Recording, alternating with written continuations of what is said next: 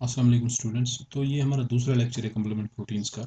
इसमें हम different pathways देखेंगे कम्प्लीमेंट प्रोटीन्स की pathways. Number one is alternative pathway, lectin pathway और क्लासिकल पाथवे। ये तीन पाथवेज हमें देखनी है, इसमें डिटेल में पढ़नी है। इसमें सबसे पहले जो इंपॉर्टेंट चीज़ें हैं जो आपको याद रखनी है, अल्टरनेटिव पाथवे और इलेक्ट्रिन पाथवे जो ये इनेट इम्यूनिटी में यूज़ होते हैं, इनेट इम्यूनिटी में यूज़ होते हैं। और क्लासिकल पाथवे इसमें एक्वायर्ड इम्यूनिटी में यूज़ होता है, इसका एक्वायर्ड इम्यूनिटी में यूज़ होता है। तो यहाँ पे और एक चीज़ है जो अल्टरनेटिव पाथवे और लेक्टिन पाथवे, इसमें कोई इम्यूनोग्लोबुलिन यूज़ नहीं होता, कोई एंटीबॉडी इसमें यूज़ नहीं होती। और क्लासिकल पाथवे में एंटीबॉडीज यूज़ होती है, इम्यूनोग्लोबुलिन्स यूज़ होती हैं। ये दो पॉइंट्स जो मैंने यहाँ पे बताए, these are most important points. इसके अलावा इसमें जो C3 है, C3 कम्प्लीमेंट प्रोटीन जिसकी हमने बात की, ये मोस्ट अबेंडेंट कम्प्लीमेंट प्रोटीन है, मोस्ट अबेंडेंट कम्प्लीमेंट प्रोटीन है। और ये इन तीनों में कॉमन है, तीनों पाथवेज में कॉमन है। ठीक है, अल्टरनेटिव पाथवे में, लेक्टिन पाथवे में और क्लासिकल पाथवे में C3 प्रोटीन जो है कॉमन है। और ये C3 protein most abundant complement protein है। सबसे पहला जो पाथवे हम अल्टरनेटिव पाथवे लेंगे, ये सेकंड पाथवे था जो डिस्कवर किया गया था। पहला पाथवे जो था that was classical pathway, second pathway it was this alternative pathway. ये इम्यून रेस्पॉन्सेज में काम आता है, ये मैंने अभी आपको पॉइंट बताया है। सबसे पहला स्टेप जो है अल्टरनेटिव पाथवे में, दैट इज C3 जो है, C3 complement protein, it undergoes spontaneous hydrolysis, इसकी हाइड्रोलिसिस हो जाती है और हमारे पास C3H2O आ जाता है, हाइड्रोलाइज्ड C3 मॉलिक्यूल। दूसरा काम जो है इसमें वो बी फैक्टर आता है, बी फैक्टर बाइंड होता है इस C3H2O के साथ। ठीक है, उसके बाद और एक फैक्टर आता है जिसको हम डी फैक्टर आता है, डी फैक्टर बोलते हैं। डी फैक्टर ब्रेक करता है इस बी फैक्टर को दो पार्ट्स में, दो सब यूनिट्स में। कौन कौन सा सब यूनिट? इसमें दो सब यूनिट्स हैं, एक सब यूनिट जिसको हम बोलते हैं बी बी, दूसरा बी ए। मैंने पहले ही बताया था जिसके साथ स्मॉल बी होगा सफिक्स में, वो बड़ा लार्जर सब यूनिट होगा, जिसके साथ ए होगा सब इसके साथ सफिक्स, वो स्मॉलर सब यूनिट होगा। तो डी का काम यहाँ पे क्या है, what is the work of this D factor? ये क्लीव करता है किसको? बी फैक्टर को, दो कंपोनेंट्स में, कंपोनेंट बी ए और बी बी, एक लार्जर कंपोनेंट और एक smaller component. B B component है, वो कंपोनेंट है जो अटैच होता है C3 के साथ, बी ए को रिलीज कर दिया जाता है ब्लड सर्कुलेशन में। इसका काम क्या है वो मैं बताऊंगा बाद में, बी ए का, ए कंपोनेंट जो है उनका काम क्या है। उसके बाद क्या होगा, कंप्लीमेंट फिक्सेशन होगा।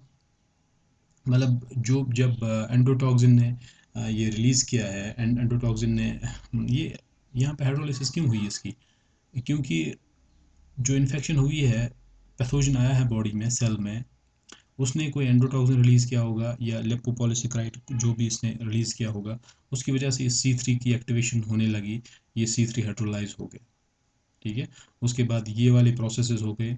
अब ये जो C3 जो हमारे पास है, जब इसकी हाइड्रोलिसिस हो गई, अब ये C3 दो पार्ट्स में डिवाइड होगा, C3A और C3B में।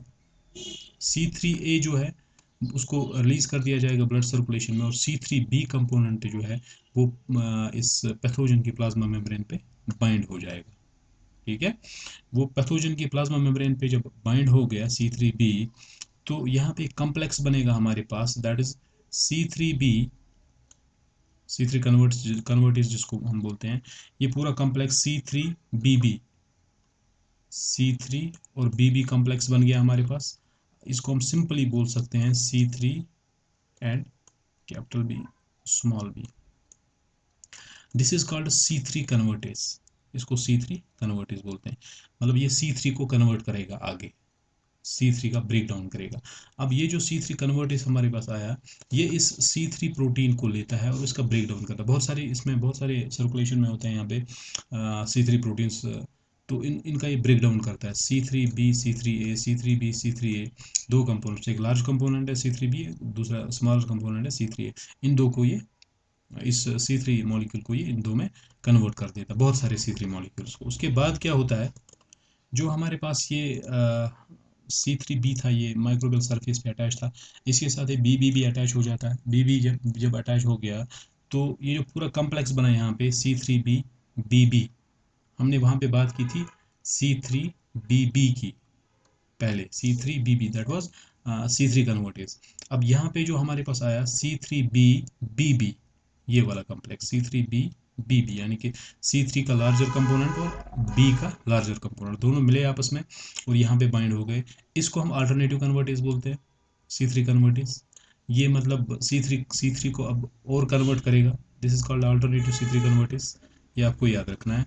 ये जब मेम्ब्रेन पे अटैच हो जाता है, when it attach on the membrane B C3b और BB, इस मतलब इस एसोसिएशन को, जो माइक्रोब के साथ इसकी एसोसिएशन है इन दो कंपोनेंट्स की, इसको स्ट्रॉन्ग बनाने के लिए और एक प्रोटीन इसके साथ अटैच हो जाता है जिसको हम प्रोपेरिडिन प्रोटीन बोलते हैं। ये स्टेबलाइज करता है इस C3b BB कॉम्प्लेक्स को, इसको स्टेबलाइज कर देता है माइक्रोबियल सरफेस पे। ये आपको याद रखना है अच्छे से। यहाँ तक ये अल्टरनेटिव पाथवे है। अब इसके बाद C3 BB कन्वर्टेज बन गया, कम्प्लेक्स बन गया यहाँ पे। इसके बाद बाकी का जो प्रोसेस है वो कॉमन है सब की सब इनमें, सब की सब पाथवेज में। जैसे अल्टरनेटिव पाथवे होगी, क्लासिकल पाथवे होगी, इलेक्ट्रिक पाथवे, इनमें सब कॉमन है, वो हम कॉमन पढ़ेंगे इंशाल्लाह। अब अगर हम इसको समराइज कर दें अल्टरनेटिव पाथवे को, सबसे पहले C3 है, C3 की हाइड्रोलाइसिस हो जाएगी क्योंकि पैथोजन ने एंडोटॉक्सिन रिलीज़ किया है या उसने कोई लिपोपॉलीसेकेराइड रिलीज़ किया है जिसकी वजह से C3 एक्टिवेट होने लगा। तो इसकी हाइड्रोलिसिस हो जाएगी, स्पॉन्टेनियस हाइड्रोलिसिस। फिर इसके साथ बी अटैच हो जाएगा, बी फैक्टर इसके साथ। फिर डी फैक्टर आएगा, वो इस बी फैक्टर को दो में कन्वर्ट करेगा, BA और BB में। ठीक है, हमारे पास BBC3 हाइड्रोलाइज्ड C3 आएगा, इसको हम C3 कन्वर्टेज बोलेंगे। उसके बाद ये जो पूरा कॉम्प्लेक्स है C3 कन्वर्ट से, C3 को कन्वर्ट करेगा दो पार्ट्स में, C3b और C3a में। लार्जर कंपोनेंट इसका C3b है, स्मॉलर कंपोनेंट C3a है। ये C3b कंपोनेंट जो है ये फिर अटैच हो जाएगा माइक्रोबियल सरफेस पे, जिस माइक्रोब ने ये एंडोटॉक्सिन रिलीज़ किया था जिसकी वजह से ये पूरा एक्टिवेट हो गया है pathway.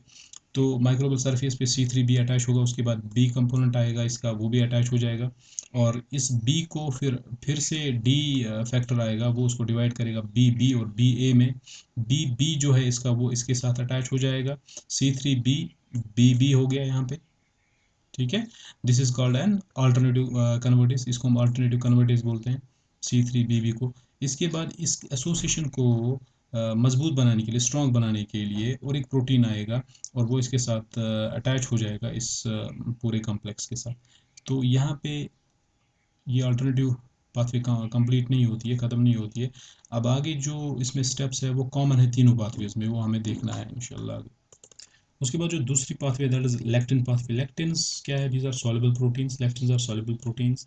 They recognize specific carbohydrate components present on the microbial surface. ये सिर्फ कार्बोहाइड्रेट कंपोनेंट्स को रिकॉग्नाइज करते हैं लेक्टिन्स। जैसे एक MBL है, मैनोज बाइंडिंग लेक्टिन है, it was first lectin to be discovered. ये सबसे पहले डिस्कवर किया गया था, ये MBL है, इसका स्ट्रक्चर है MBL का, मैनोज बाइंडिंग लेक्टिन। MBL जो है, it is binds to the mannose containing carbohydrates. जितने भी कार्बोहाइड्रेट्स में मैनोज होगा उनमें ये बाइंड करेगा, इट विल बाइंड देयर। ठीक है, जैसे बैक्टीरिया है, फंगा है, प्रोटोजोआ है, वायरसेस, जितनों में भी मैनोज होगा, मैनोज कार्बोहाइड्रेट होगा इस सरफेस पे, तो वहाँ पे ये बाइंड करेगा ये MBL जो है ये प्लाज्मा में सर्कुलेट करता है एज अ कम्प्लेक्स। इसके साथ दो प्रोटीएसेस होते हैं, जैसे MASP1 MASP2। MASP का फुल फॉर्म है MBL एसोसिएटेड सीरीन प्रोटीएसेस। MASP1 और MASP2 इसके साथ अटैच हो जाते हैं। ये दो सब यूनिट्स का बना है, ये भी दो सब यूनिट्स का बना हुआ है। ये सर्कुलेट कहाँ पे होता है? प्लाज्मा मेम्ब्रेन में, सॉरी दिस प्लाज्मा में, ब्लड प्लाज्मा। उसके बाद ये जो MASP2 है, इसकी प्रोटीएस एक्टिविटी जो MBL पे होता है, इसकी प्रोटीएस एक्टिविटी C4 को कन्वर्ट करती है, C4a और C4b में। C4a सर्कुलेशन में जाता है, C4b कहाँ पे बाइंड होगा? प्लाज्मा मेम्ब्रेन ऑफ पैथोजन के साथ।